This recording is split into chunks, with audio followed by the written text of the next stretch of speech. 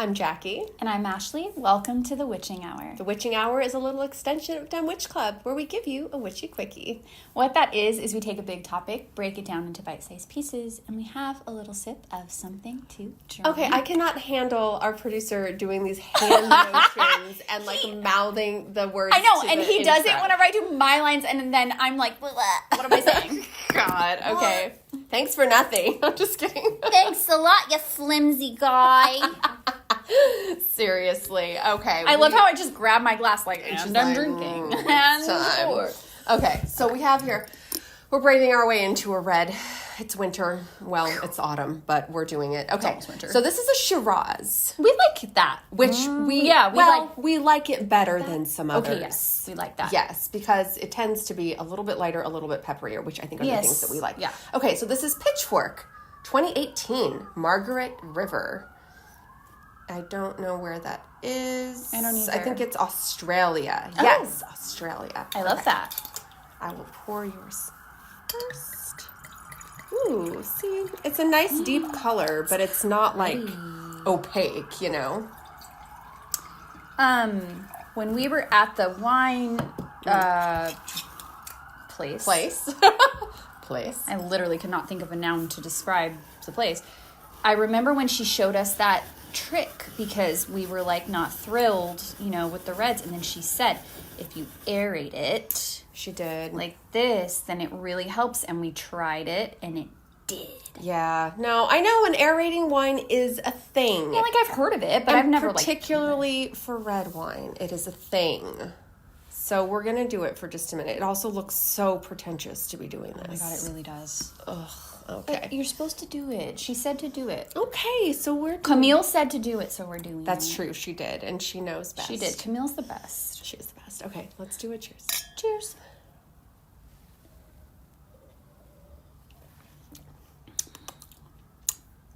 Okay.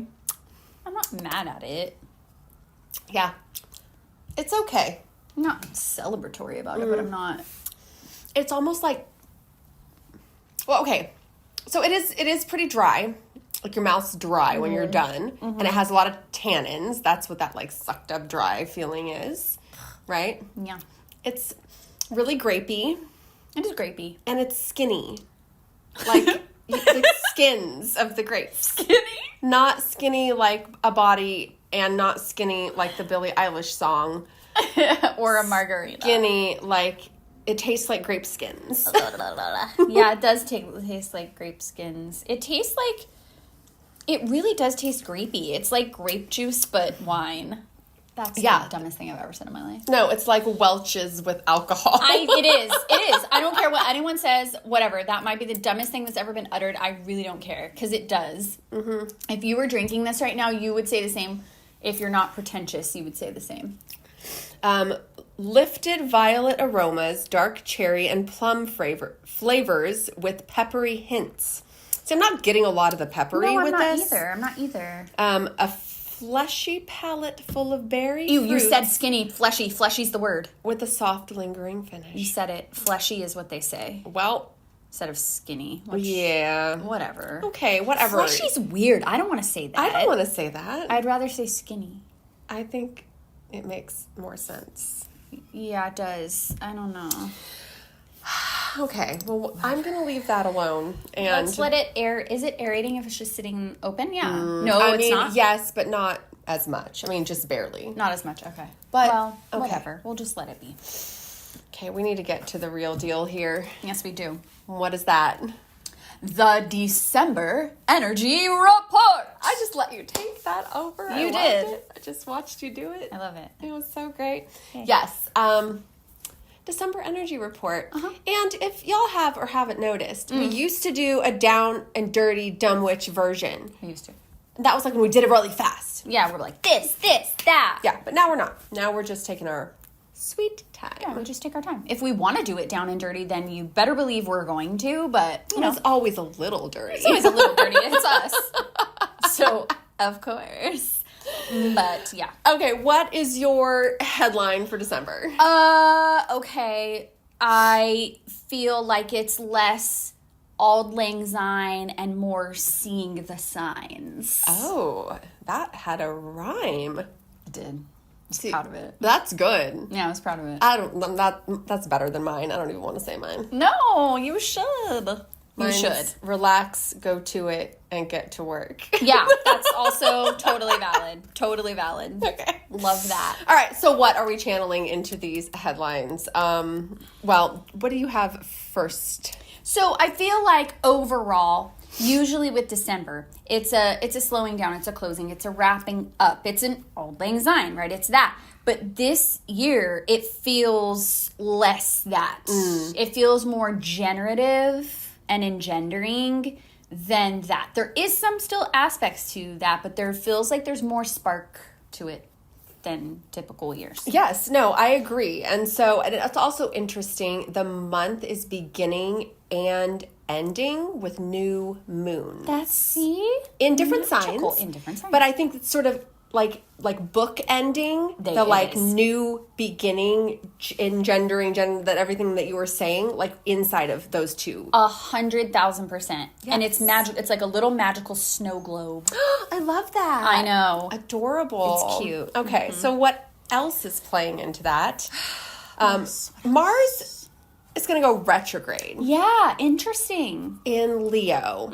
So I think this means, Mars in Leo is pretty effing intense, okay? Yeah. And maybe that hasn't been the most prevalent energy that you've been feeling, but I think we can notice if you just look around the entire world or the country even, there's a lot of passionate, aggressive energy that's going and flowing. And so I could just say that retrograde in Leo might put a little bit of a stop to some of that. Yeah. You can relax those passions. I was imagining the little emoji where he's like, whew, whew, like that, yes, that one. So, it's great to have passion. It's great to have, energy and take action, but, sometimes you got to quiet it down. Yeah, you do. And I actually love that I know it's wow, that's kind of intense, like Mars and Leo, but I kind of love that. And I kind of love that it's Mars and Leo retrograding. It's just even more focus on you and what's unique about you and what maybe you have not been prioritizing about yourself and being sort of the main character in your own story and the center of attention in your own story. And especially at this time of year and everything like that, we're not thinking about that. We're thinking about everyone else and everything else, which is lovely. We don't want to be Scrooges, but no, you have to do both. That's the point. You can't just do that. No, you can't. have to do both. You have to do both. So I kind of love that energy because I feel like it's bringing in that Leo, what's not serving me and what am I putting aside about myself that I really need, and going over that and slowly kind of experiencing it and combining that with the new moon energy of what can I do to bring that in. And Mars is so good at boundaries. Mars is not afraid to cut a bitch. No. So, you know. Not at all. And then cut a bitch again because it's retrograde. Yeah, exactly. Do it twice. 100%. So I'm just saying, be careful out there and, with yourself and others. Yeah, be careful. Leave the weapons at home. Yes, exactly. We do not promote violence on Dumb Witch Club. For the most part. Immediately following that on December 7th. Yeah. We have two interesting things happening on that same day. Yeah, we do. We have Venus going into Aquarius, which we'll talk about that. Yeah. And we have Neptune going direct in Pisces, which it's in and been in for a little while. Yeah.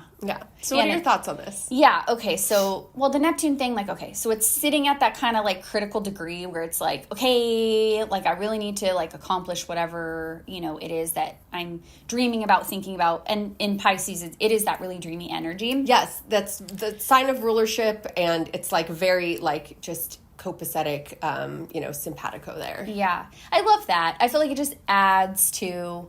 what I mentioned in the beginning, the seeing signs, the looking for signs to encourage you to move forward. Psychic, kind of using that. Yes. Yeah. Everything you set your intention on in that new moon on the 1st, and then everything you've been focusing on with the Mars and Leo retrograde.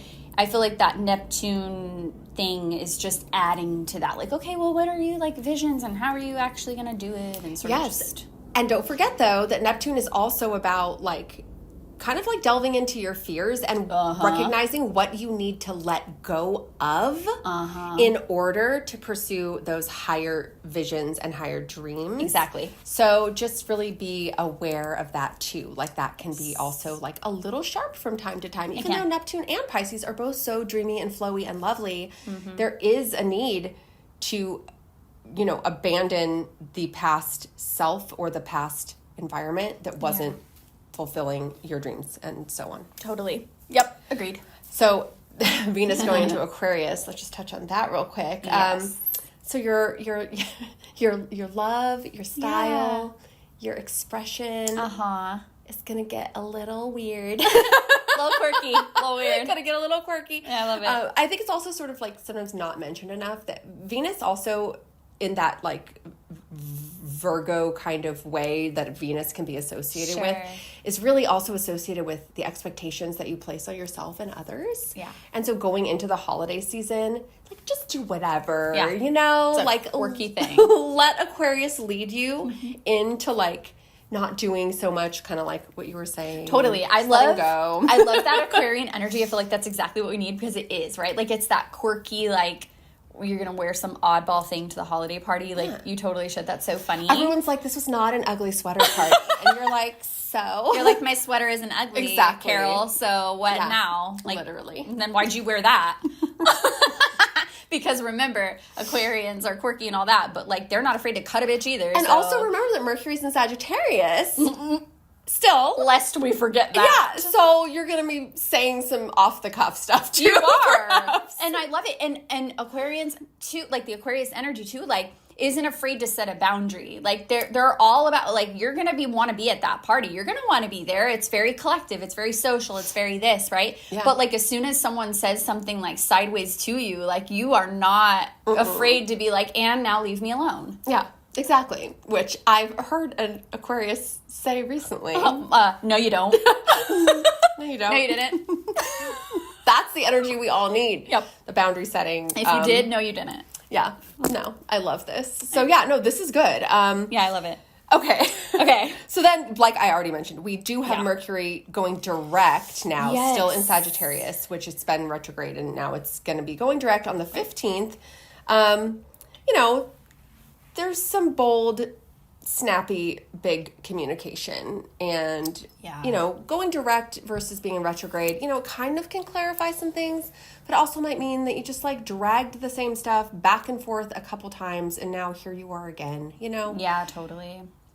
And any change takes a little bit to get used to, so it's gonna, you know, there's gonna be a little hitch in like getting Yeah. back up and going with that, so that's fine. I also think like Mercury is also associated with, I mean, so many things, right? Like communication and like all these Sure. things that we always talk about. But it's also associated with timing. Yeah. And so I feel like in Sagittarius, there might be some really magical timing that you're noticing Yeah. around that time of the middle of the month. So see what comes your way. Yeah, I love that. Might be something really interesting. Could be. We're in the magical snow globe. Yes, exactly. What else do we have next? We have a full moon. So we did all of this stuff, and now, like you said, you need that time to release and let go and everything like that. So we have a full moon on the 15th, full moon in Gemini.